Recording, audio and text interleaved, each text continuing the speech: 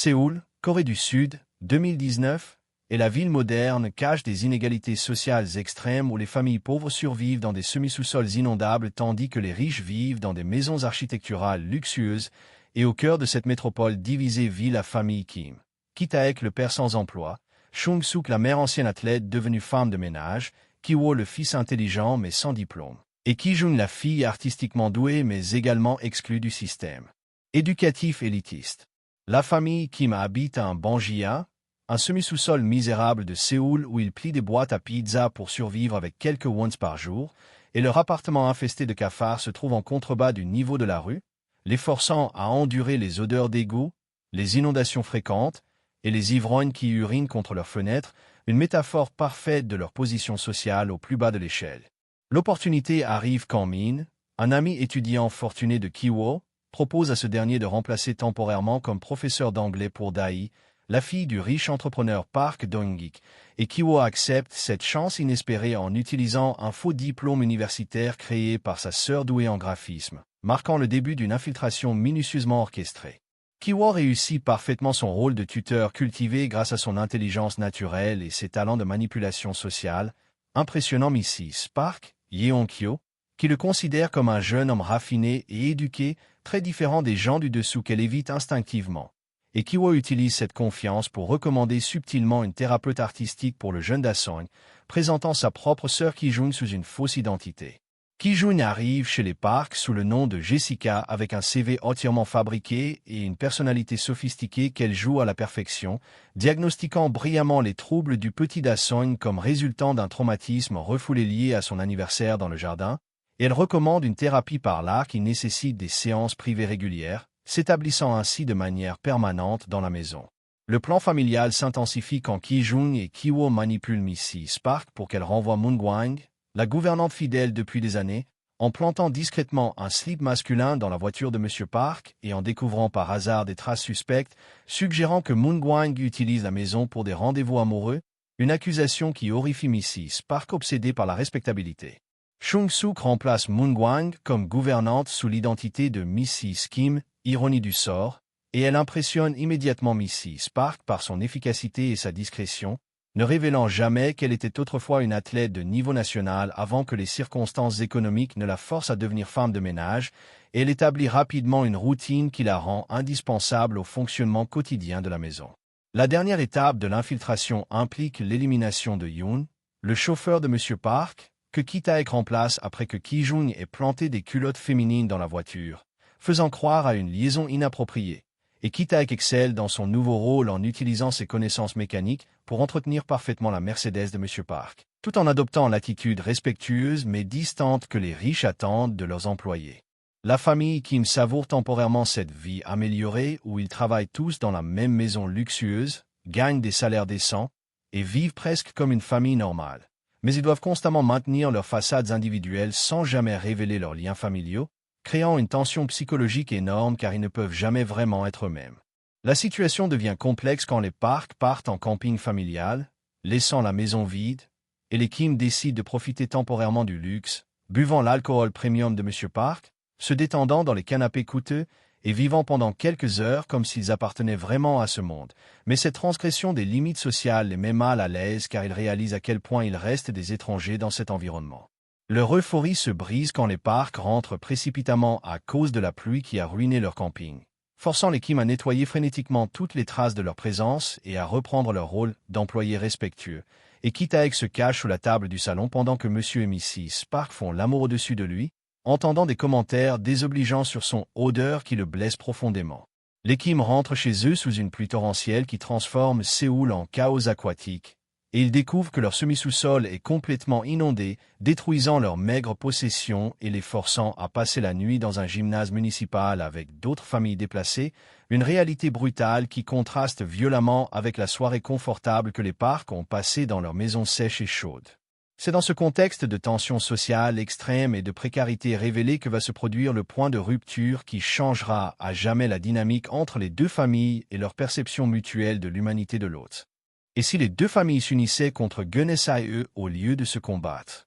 Et si, au lieu de permettre que les différences de classe déchirent irréparablement les familles Kim et Park, L'attaque soudaine et terrifiante de Gunnesae créait un moment de danger partagé qui révélait leur humanité commune. Et si, confrontées à une menace externe qui ne distinguait pas entre riches et pauvres, les deux familles découvraient qu'elles avaient plus en commun qu'elles ne le pensaient? Que se passerait-il si la violence de Gunnesae, au lieu de catalyser la destruction mutuelle, devenait paradoxalement le catalyseur d'une solidarité authentique? La soirée commence de façon innocente avec la fête d'anniversaire improvisée de Da-sung dans le jardin des parcs, où toute la famille Kim travaille ensemble pour créer un moment parfait pour l'enfant, Ki-tae conduisant les invités, Chung-suk préparant un festin élaboré, Ki-jun organisant des activités créatives, et Ki-wo surveillant discrètement que tout se déroule harmonieusement selon les standards exigeants des parcs. L'atmosphère festive se brise quand Moon-gwang sonne désespérément à la porte, trempé par la pluie et dans un état de détresse évidente, et quand Mrs. Park refuse initialement de la laisser entrer, Moon-gwang devient hystérique et crie « Il va mourir. Mon mari va mourir si je ne descends pas maintenant », révélant l'existence de Gunnesae dans le bunker secret, une révélation qui choque profondément toutes les personnes présentes.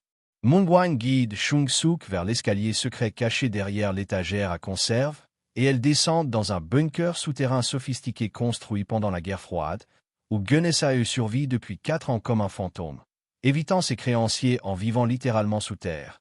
Et sa première réaction en voyant Chung-suk est un mélange de terreur et d'agressivité car il l'aperçoit comme une intruse dans son sanctuaire. « Qui êtes-vous? Comment osez-vous violer ma maison ?» crie Gunnesae avec des yeux sauvages, et Chung-suk réalise immédiatement qu'elle fait face à un homme psychologiquement brisé par des années d'isolement et de peur, mais avant qu'elle puisse répondre diplomatiquement, Ki-tae descend l'escalier pour voir ce qui se passe, suivi par Ki-wo et Ki-jun qui entendent les cris depuis le rez-de-chaussée. La situation dégénère rapidement quand Gunnesae comprend que toute la famille Kim travaille dans sa maison. Et dans sa logique dérangée, il les considère comme des envahisseurs qui menacent son territoire et sa sécurité, et il commence à les accuser violemment. « Vous voulez me voler ma place. Vous voulez détruire ma famille comme vous avez détruit Moon-gwang. » Et il brandit un couteau de cuisine qu'il gardait pour sa protection. Moon-gwang essaie désespérément de calmer son mari en expliquant « Ce ne sont pas des ennemis. Gunnesae, ils travaillent juste ici comme nous avons travaillé ici. » Mais Gunnesae est au-delà de la raison, ces années de réclusion l'ayant transformé en une créature paranoïaque qui voit des menaces partout. Et il avance vers Ki-tae avec le couteau en disant « Je dois protéger notre maison. » C'est à ce moment critique que Monsieur et Mrs. Park descendent l'escalier avec Da-sung et Dai, attirés par le bruit et préoccupés par le bien-être de leurs employés. Et quand ils voient la scène, Gunnesae brandissant un couteau contre Ki-tae tandis que Moon-gwang pleure et que le reste de la famille Kim recule terrorisé, ils réalisent instantanément que tous les présents sont en danger mortel. « Oh mon Dieu !» murmure Mrs. Park en serrant ses enfants contre elle, et Monsieur Park, surmontant sa surprise initiale, dit fermement « Monsieur, posez cette arme. Nous pouvons résoudre cela pacifiquement. » Personne ne doit être blessé, mais Gunnesae se retourne vers eux avec une rage démentielle et dit « Vous aussi. Vous êtes complices. Vous les laissez détruire ma vie. » Gunnesae lance une attaque frénétique, non pas seulement contre la famille Kim, mais contre tous ceux qui se trouvent dans le bunker, car dans son état mental dégradé, il perçoit chaque personne présente comme un ennemi qui menace son monde souterrain, et il brandit le couteau avec une violence aveugle qui ne fait aucune distinction entre employés et employeurs, riches et pauvres. Ki-tae fait instinctivement un pas protecteur devant M. Park quand Gunnesae charge dans leur direction. Et cette action spontanée surprend M. Park, qui réalise que cet homme qu'il considérait comme un simple chauffeur risque sa vie pour le protéger, et M. Park riposte en saisissant une boîte de conserve pour la lancer sur Gunnesae, créant un moment de collaboration inattendu entre les deux hommes. « Protéger les enfants » crie Chung-suk à Mrs. Park, et les deux femmes travaillent ensemble pour faire monter Da-sung et Dai à l'étage supérieur, leurs instincts maternels transcendant instantanément les barrières sociales. Et Mrs. Park suit sans hésitation les instructions de Chung-suk car elle reconnaît immédiatement l'expérience et la détermination dans sa voix. Ki-wo et Ki-jun se coordonnent avec Dai pour barricader l'escalier avec des meubles, créant un bouclier temporaire contre Gunnesae, et pendant qu'ils travaillent ensemble, Dai dit « Ki-wo, j'ai eu peur que vous soyez blessé », révélant que malgré les mensonges et les manipulations, une affection authentique s'est développée entre eux, transcendant les circonstances de leur rencontre. Moon-gwang, réalisant que son mari représente un danger pour tous, prend la décision déchirante de l'aider à le maîtriser, et elle dit à travers ses larmes « Gunnesae, je t'aime, mais tu dois arrêter. Ces gens ne sont pas nos ennemis. Et elle aide Kitaek et M. Park à immobiliser son mari, choisissant la sécurité collective plutôt que la loyauté aveugle. Pendant cette lutte chaotique, M. Park glisse sur les escaliers humides et se blesse la cheville.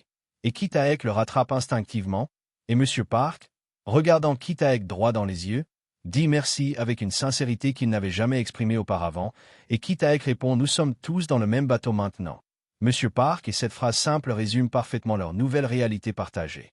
Gunessae, réalisant qu'il est surpassé en nombre et que même sa femme s'est retournée contre lui, fait une dernière tentative désespérée pour s'échapper en montant l'escalier vers le jardin, poursuivi par Kitaek et M. Park qui, malgré sa blessure, refusent d'abandonner la poursuite. Et leur coopération instinctive révèle qu'en situation de crise, les différences sociales deviennent secondaires par rapport à la survie commune. La poursuite se termine dans le jardin où Gunessae, désorienté par la lumière du jour après des années d'obscurité, trébuche et se blesse gravement en tombant sur les décorations de la fête d'anniversaire. Et Kitaek et M. Park arrivent ensemble pour trouver Gunessae inconscient mais vivant. Ils appellent ensemble l'ambulance, leur première action coordonnée en tant qu'égaux plutôt qu'employeurs et employés. Dans l'ambulance qui emmène Gunessae à l'hôpital, Kitaek et M. Park s'assoient côte à côte, tous deux couverts de poussière et épuisés par l'épreuve, et M. Park dit « Kitaek, je dois vous avouer quelque chose, j'ai toujours pensé que je vous connaissais, mais aujourd'hui j'ai vu qui vous êtes vraiment, et je me suis trompé sur beaucoup de choses et Kitaek répond « Moi aussi. Monsieur Park, j'ai porté des jugements qui n'étaient pas justes. » De retour à la maison, Mrs. Park et Chung-suk nettoient ensemble les dégâts du bunker. Et Mrs. Park dit Chung-suk, « Comment avez-vous su exactement quoi faire quand Gunessae nous a attaqués ?» Et Chung-suk explique « J'étais athlète avant. » Madame Park, j'ai appris à garder mon calme sous pression. Et Mrs. Park répond « Vous étiez athlète? Pourquoi ne me l'avez-vous jamais dit ?» révélant qu'elle s'intéresse vraiment à Chung-suk en tant que personne. Kiwo, Kijun, Dai et Da-sung s'assoient dans le salon, encore secoués par les événements, et Dai dit Kiwo. Pendant que nous étions cachés, j'ai réalisé quelque chose. Je me fiche de savoir d'où vous venez ou quel diplôme vous avez, vous êtes quelqu'un de bien et Kiwo, touché par cette acceptation inconditionnelle, décide de dire la vérité Dai. Je dois vous avouer quelque chose d'important sur moi et ma famille. La conversation la plus révélatrice a lieu entre M. Park et Kitaek quand il retourne chercher Moon Gwang qui est resté avec son mari inconscient. Et M. Park dit Kitaek, cette odeur dont je me plaignais, je réalise maintenant que c'était cruel et stupide de ma part. Vous travaillez dur pour votre famille, comme moi pour la mienne, et Kitaek répond M. Park, cette odeur, c'est l'odeur de la pauvreté.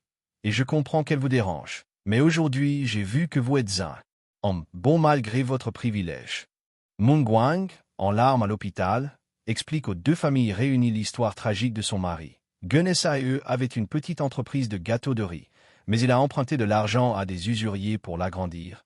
Et quand l'économie s'est effondrée, il n'a pas pu rembourser, ils ont menacé de le tuer. Alors il s'est caché dans le bunker, et j'ai gardé le secret pour le protéger, mais l'isolation l'a rendu fou. Cette révélation fait comprendre à toutes les personnes présentes que Gunessae n'était pas un monstre par nature, mais un homme ordinaire brisé par les circonstances économiques, exactement comme eux tous. Et Mrs. Park dit « Mon Dieu, il aurait pu être n'importe lequel d'entre nous si les choses avaient tourné différemment et cette reconnaissance de leur vulnérabilité commune change fondamentalement leur perspective mutuelle. » M. Park prend une décision qui surprend tout le monde. Moon Gwang, nous paierons les frais d'hôpital de votre mari et nous l'aiderons à obtenir l'aide psychologique dont il a besoin, et quand il sera guéri, s'il le souhaite, nous l'aiderons à redémarrer sa vie, et cette générosité inattendue révèle un côté de M. Park que même sa propre famille ne connaissait pas. Kitaek, ému par cette générosité, dit « M. Park, vous n'êtes pas obligé de faire cela. Gunessae a essayé de nous faire du mal. » Mais M. Park répond « Kitaek, aujourd'hui j'ai appris que quand les gens sont désespérés, ils font des choses désespérées. Et si nous ne nous aidons pas mutuellement, qui le fera ?» Et cette philosophie marque le début d'une transformation profonde dans les relations entre les deux familles. 3 jours après l'incident, Kiwo prend la décision courageuse de révéler toute la vérité au parc, et il organise une réunion formelle dans le salon où toute sa famille se présente en utilisant leur vrai nom et en expliquant leur plan d'infiltration. Et il commence en disant « Monsieur et Madame Park, nous devons vous dire la vérité sur qui nous sommes vraiment, et nous comprendrons si vous voulez nous renvoyer après cela. Nous sommes tous frères et sœurs et parents, explique Kiwo. Kijun est ma sœur, Chung-suk est notre mère, et Kitaek est notre père. Nous avons orchestré un plan pour tous travailler dans votre maison parce que nous étions désespérés. Mais ce qui a commencé comme une tromperie est devenu quelque chose de réel pour nous et il attend la réaction avec une angoisse visible. La réaction de M. Park surprend tout le monde. Au lieu de la colère attendue, il réfléchit longuement puis dit « Kiwo, je dois admettre que je suis déçu par la tromperie. Mais après ce que nous avons vécu ensemble, je comprends pourquoi vous l'avez fait, et plus important encore, j'ai vu qui vous êtes vraiment quand cela comptait. » Et Mrs. Park ajoute « Nous avons tous menti parfois pour protéger ceux que nous aimons. » Dai, loin d'être en colère, dit Kiwo, cela explique pourquoi votre famille travaille si bien ensemble, et pourquoi vous vous souciez tant les uns des autres. En fait, cela me fait vous respecter encore plus et Dasong, avec l'innocence de l'enfance, dit alors Ki-jung est vraiment votre sœur? C'est génial. Cela signifie qu'elle peut venir à tous mes anniversaires. Monsieur Park propose quelque chose d'extraordinaire. Kim famille, vous avez prouvé que vous êtes des personnes de valeur. Et au lieu de continuer cette mascarade employeur-employé, je voudrais vous proposer quelque chose de différent. Que diriez-vous de devenir nos partenaires dans une nouvelle entreprise? Et cette proposition révolutionnaire change complètement la dynamique de leur relation. Partenaire? Demande Kitaek, incrédule. Et Monsieur Park explique j'ai une idée d'entreprise depuis longtemps. Créer une société de services domestiques haut de gamme qui traite ses employés comme des professionnels respectés, pas comme des domestiques. Vous connaissez ce travail mieux que quiconque, et moi j'ai le capital et les connexions. Ensemble nous pourrions créer quelque chose de révolutionnaire. Chung-suk, pragmatique comme toujours, demande. Mais Monsieur Park, qu'est-ce que vos amis riches diront quand ils découvriront que vous êtes en affaire avec des gens comme nous? Et Monsieur Park répond Chung-suk. Après ce que nous avons vécu, je me fiche de ce que pensent mes amis snobs. J'ai découvert que le caractère n'a rien à voir avec l'argent qu'on possède.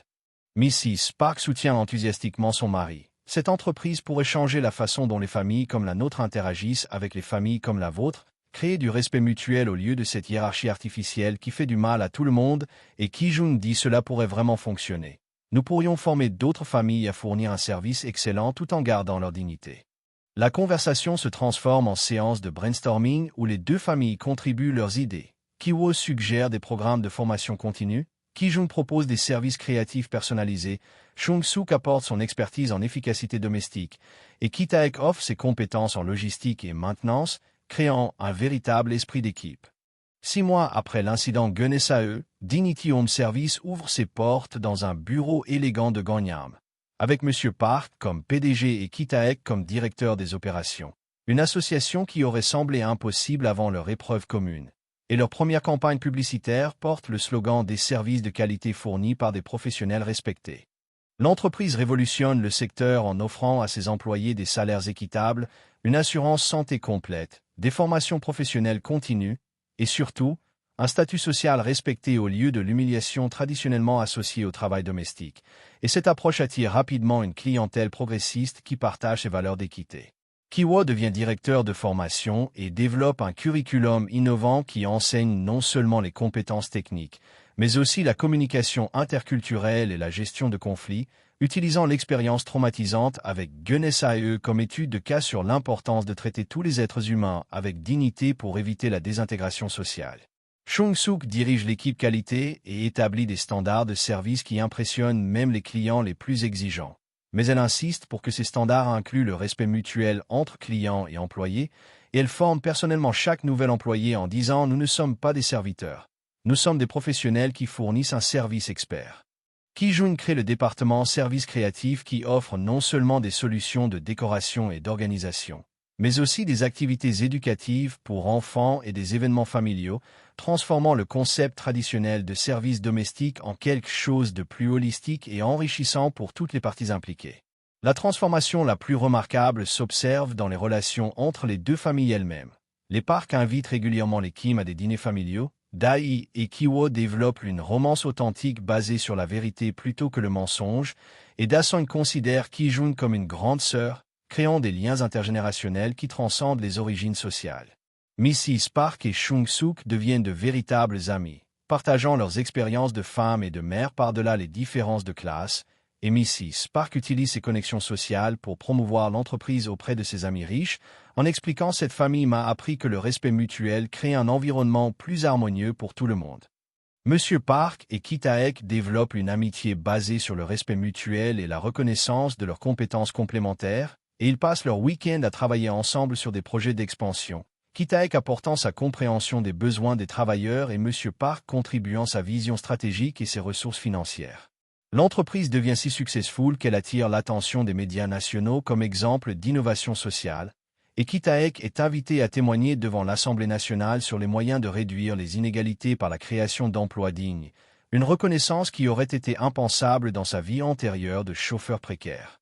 Gunnesae, après 6 mois de thérapie intensive payée par l'entreprise Parkim, montre des signes remarquables d'amélioration psychologique, et lors de sa première sortie accompagnée, il demande à rencontrer les familles qui l'ont aidé pour s'excuser personnellement de ses actions violentes, et cette rencontre devient un moment de guérison collective pour tous les participants. Je suis profondément désolé, dit Gunnesae avec des larmes dans les yeux. La peur et l'isolement m'ont rendu fou, et j'ai failli blesser des personnes bonnes qui ne méritaient que de l'aide, pas de la violence. Et Kitaek répond, Gunnessa, nous comprenons, la pauvreté et le désespoir peuvent pousser n'importe qui à des actes regrettables, l'important c'est que vous allez mieux maintenant. Mungwang, qui a également bénéficié de counseling pour surmonter le traumatisme de ces années difficiles, travaille maintenant comme formatrice pour Dignity Home Service, utilisant son expérience de loyauté extrême pour enseigner aux nouveaux employés l'importance de l'équilibre entre dévouement professionnel et bien-être personnel, et elle dit souvent « J'ai appris qu'aider quelqu'un ne signifie pas sacrifier sa propre santé mentale ». Gunnesae lui-même choisit de rejoindre l'entreprise une fois sa réhabilitation complète, apportant ses compétences culinaires traditionnelles pour développer une division cuisine authentique qui enseigne aux familles riches les vraies recettes coréennes préparées par quelqu'un qui comprend vraiment la culture, et son travail devient une forme de thérapie par l'art culinaire. La collaboration entre Gunnesae et les familles Parkim devient un symbole puissant de rédemption et de seconde chance, démontrant que même les situations les plus tragiques peuvent être transformées en opportunités de croissance et de réconciliation quand les gens choisissent la compassion plutôt que la vengeance, et cette histoire inspire d'autres entreprises à adopter des approches similaires. L'histoire de Gunnesae devient partie intégrante de la formation des nouveaux employés, non pas pour les effrayer, mais pour leur montrer l'importance du soutien communautaire et de la détection précoce des signes de détresse psychologique, et Kiwo développe un protocole de bien-être mental pour tous les employés de l'entreprise, inspiré par cette expérience traumatisante mais finalement transformatrice. 3 ans après l'incident, Dignity Home Service est devenu un modèle national pour l'entrepreneuriat social. Avec des franchises dans toute la Corée du Sud et des plans d'expansion internationale, et l'entreprise a créé plus de 1000 emplois dignes pour des familles précédemment marginalisées, démontrant que le succès commercial et la justice sociale peuvent être compatibles.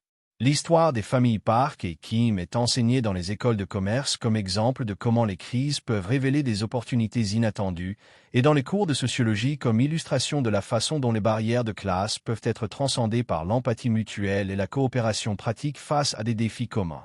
Kiwon et Dai se marient dans une cérémonie qui symbolise l'union non seulement de 2 personnes, mais de 2 mondes sociaux précédemment séparés, et leur mariage devient un événement médiatique célébré comme exemple de l'amour authentique qui transcende les différences économiques, inspirant d'autres couples interclasses à suivre leur exemple.